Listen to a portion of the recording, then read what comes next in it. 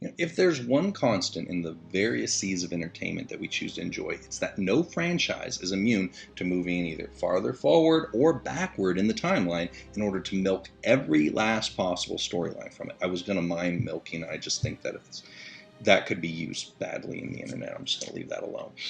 I would have looked at you like you were crazy if you did that. It wasn't a great idea. That's why I decided not to do it.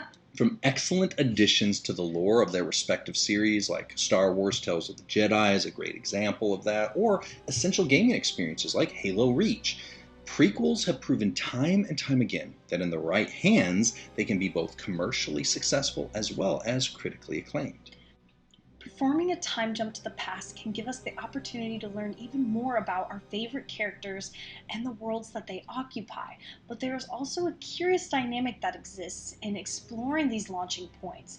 Before we even begin partaking in the experience, we already know where the story inevitably has to go. In all of these prequel stories that we watch and play, many of the outcomes are already well known to us in advance, and yet we still play and watch them. Because even if multiple portions of what is coming next is known to us, part of the fun is finding out exactly how they got there. Well, a large part of my personal enjoyment of the entertainment I consume is being surprised where each story goes and discovering how these narratives reach their conclusion. There's also a relaxing aspect to the prequel. I was able to watch the Obi-Wan series with full confidence that no matter how crazy his ordeals would become, I knew he would be safe because, he kind of has to be, Well, yeah, because he exists many years later in the timeline. Yeah. So it would be kind of weird if he didn't survive his own series. He kind of needs to be there later on. The fate of the Master Chief was never in doubt in Halo Reach. We all knew that he was going to get off that doomed planet just fine. Plot armor in our stories is nice, but prequel armor is truly impenetrable because we know that these characters must press through their current challenges in order to show up for their predetermined roles later on in the timeline. For all the drama that may unfold along the way, there is a peace in the prequel knowing that the creator must eventually reconcile where we are currently at with where we know the story ultimately concludes. And one of the most challenging parts of walking with Christ is reconciling the reality of the Lord's love and care for us with the setbacks, tragedies, and disappointments that we face during our time down here. While our short time on this planet makes up only the tiniest fraction of our eternal existence, it can often feel like this life and the battles we're currently enduring is the most permanent part of it. And while we can read encouraging verses and hear inspiring messages that remind us of the joy that awaits us at our journey's end, these uplifting thoughts can often feel very divorced from the harsh realities that we face within our current predicaments. Whether these challenges are staring us in the face from the moment we first open our eyes in the morning, or they're just the last battle we face as we buckle under our burdens and collapse into bed at the end of another long day, they are real. And often these present adversities can feel far more real than any amount of promised future happiness. Like the Apostle Paul in 2 Corinthians, I have a feeling that we've all felt the crushing pain of the present and found ourselves teetering on the edge of our ability to keep our heads above the troubled waters that surround us. Look at what Paul said. I'm sure we have all felt this. We are hard pressed on every side, yet not crushed. We are perplexed, but not in despair. Persecuted, but not forsaken. Struck down, but not destroyed. Always carrying about in the body the dying of the Lord Jesus, that the life of Jesus also may be manifested in our body.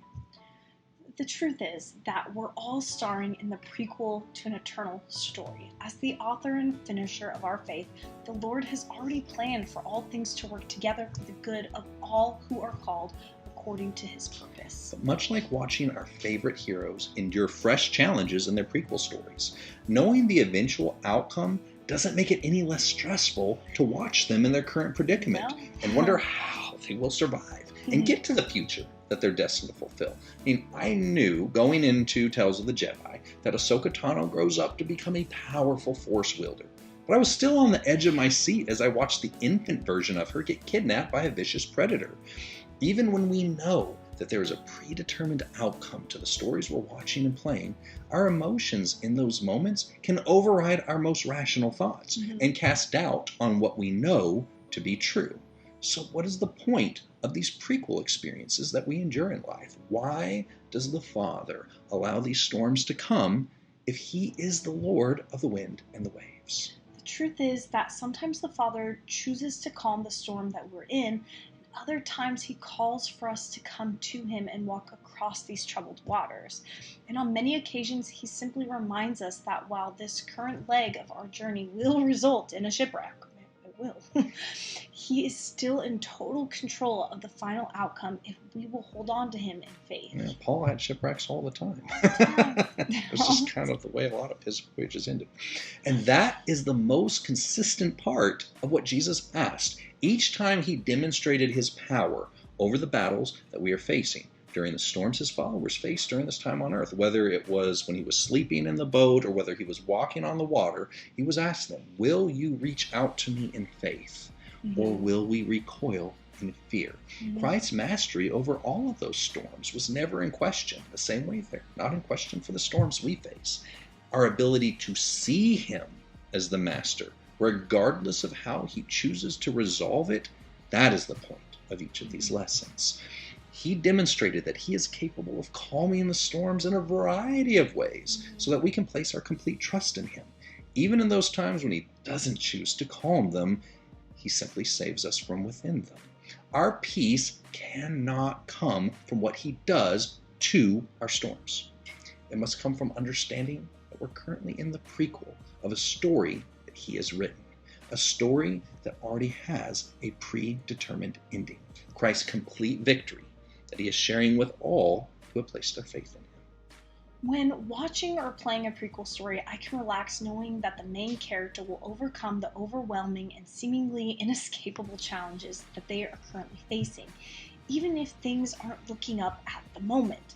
It isn't because my faith in the character or their capabilities, it is because I know the creator of the story is bound to the predetermined outcome of the previously established canon built within the narrative. The same is true for us. If I can trust that game developers and the writers of all of these shows can find a way to tie their prequel narratives into those overarching stories that these fictional characters are destined to fulfill, how much more should I trust the omnipotent Lord of the universe with the seemingly impossible situations I find myself in?